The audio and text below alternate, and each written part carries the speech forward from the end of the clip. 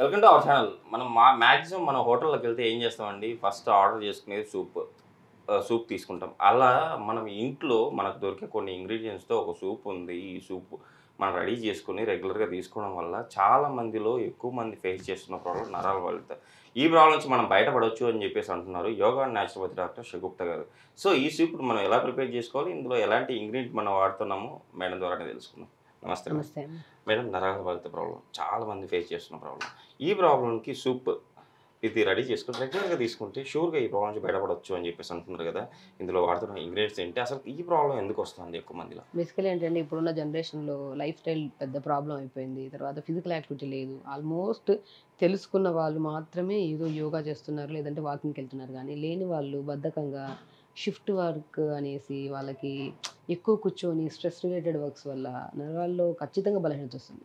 So దాంతోపాటు food కూడా చాలా ఇంపార్టెంట్ రోల్. ఫుడ్ కూడా ప్రాపర్గా ఉండాలి. ఫుడ్ కూడా జంక్ ఫుడ్ ఎక్కువ తినడం, లేట్ నైట్స్ తినడం, లేట్గా పడుకోవడము.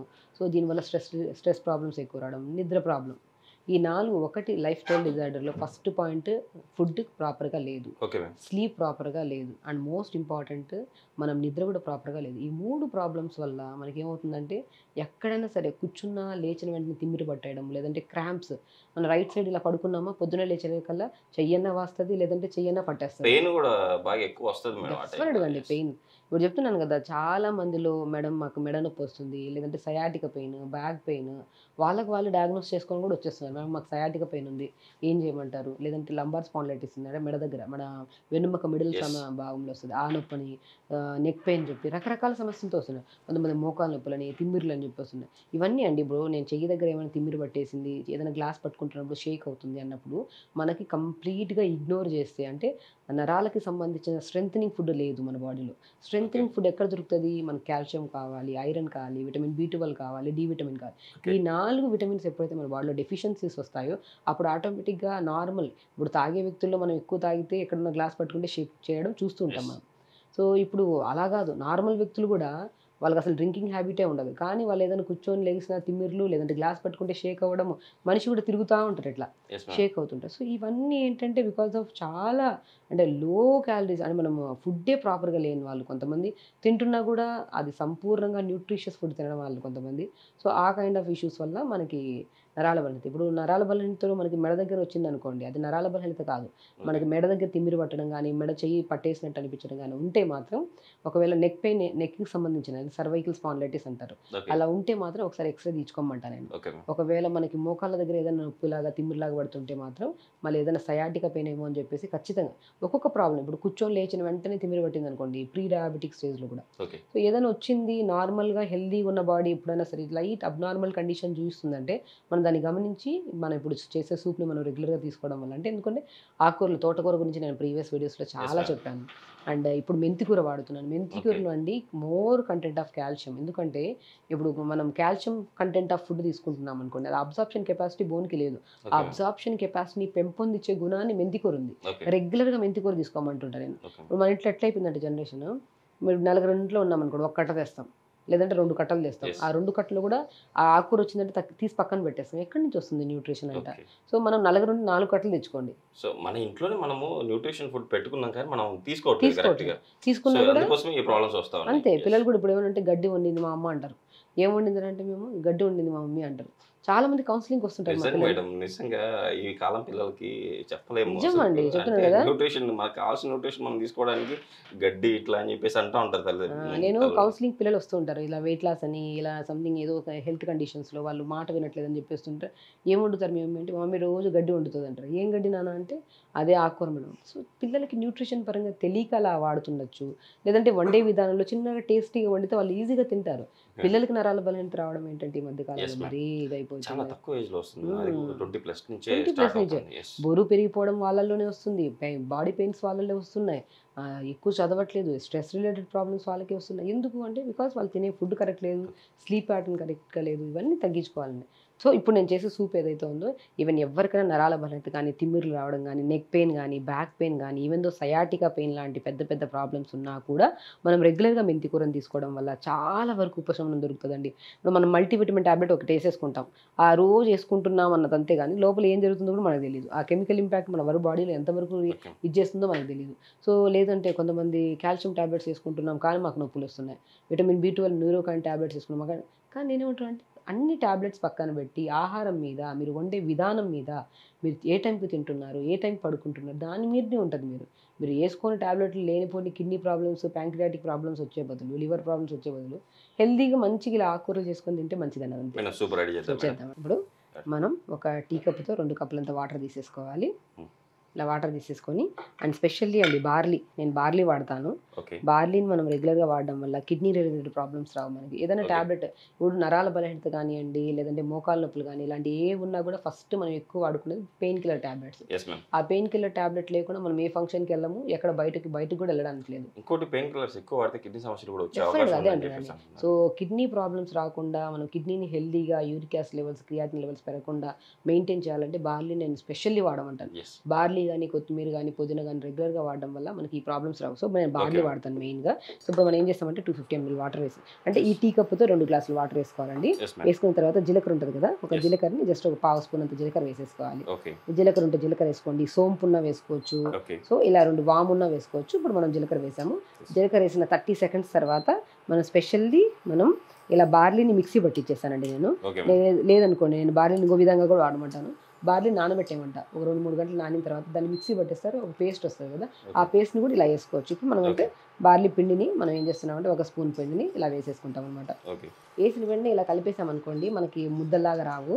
ఓకే. కొంతమంది ఏంటంటే వేసిన వెంటనే ఒక 40 సెకండ్స్ తర్వాత కలుపుతారు.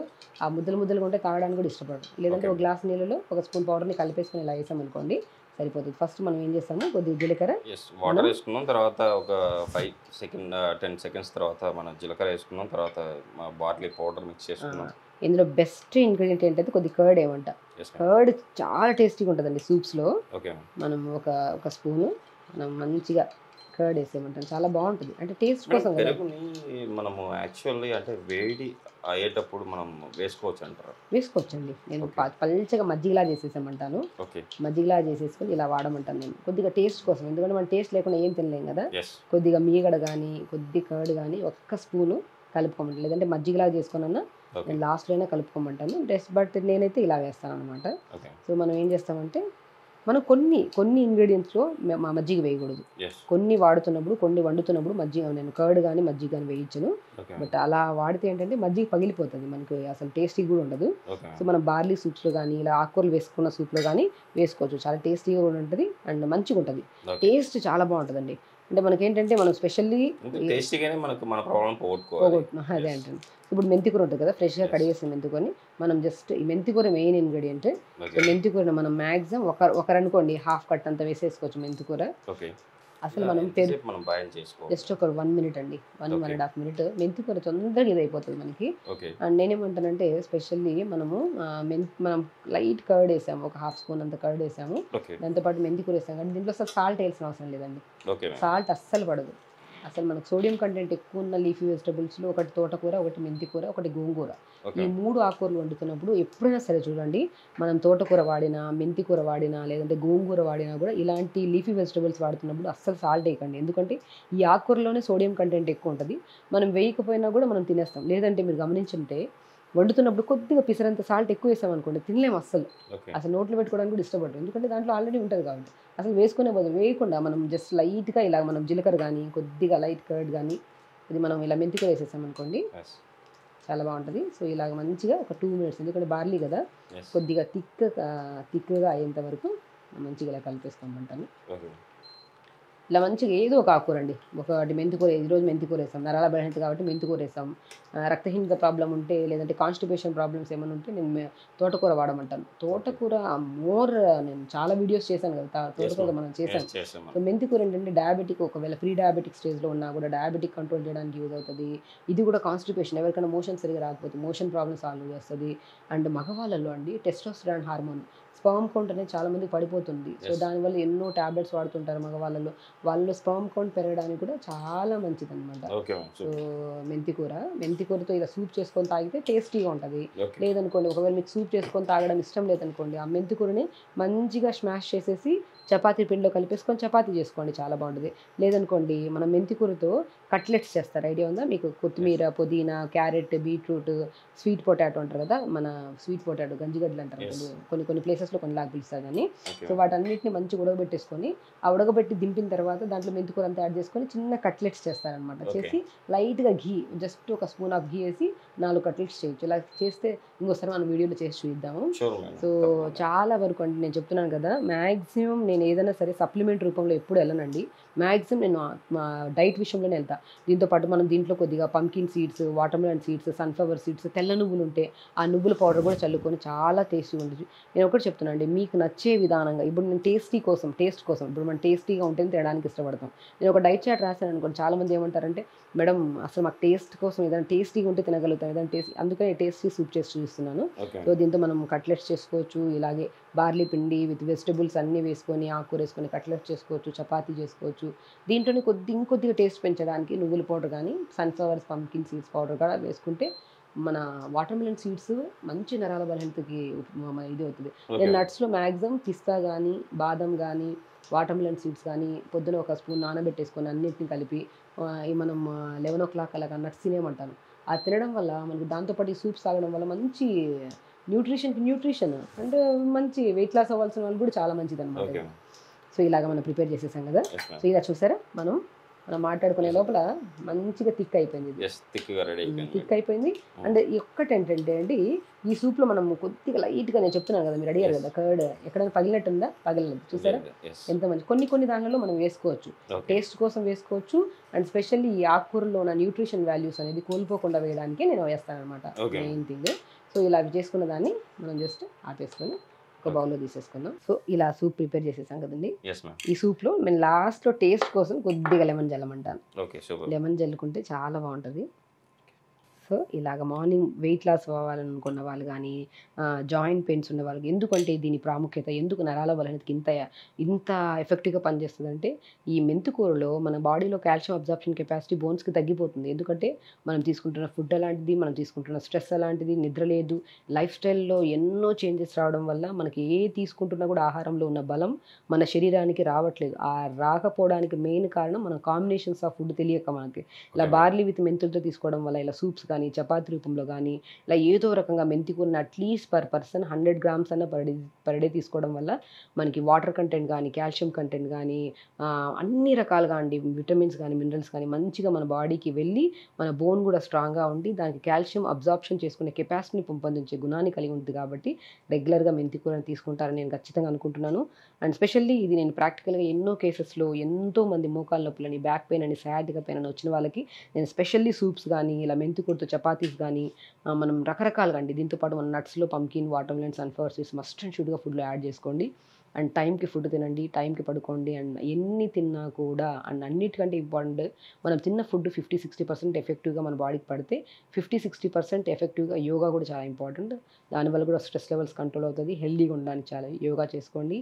రెగ్యులర్గా ఇలాంటి సూప్స్ కానీ, ఇలాంటి వెజిటబుల్స్ కానీ, లీఫీ వెజిటబుల్స్ కానీ రెగ్యులర్ తీసుకుంటే ఏ మందుల వరకు మనం వెళ్ళాల్సిన అవసరం లేదు, ఏ సమస్య అనేది మనకు రాదన్నమాట. నిజంగా మేడం, ఈరోజు అయితే మన ప్రేక్షకుల కోసం చూసారు కదా, మీరు కూడా మెంతికూర సూప్, ఇందులో ఇంగ్రీడియంట్స్ ఏమేమి వాడాలో మేడం ఫస్ట్ నుంచి లాస్ట్ వరకు మీకు తెలియజేశారు. అండ్ సేమ్ టైం ప్రాక్టికల్గా చూపించారు.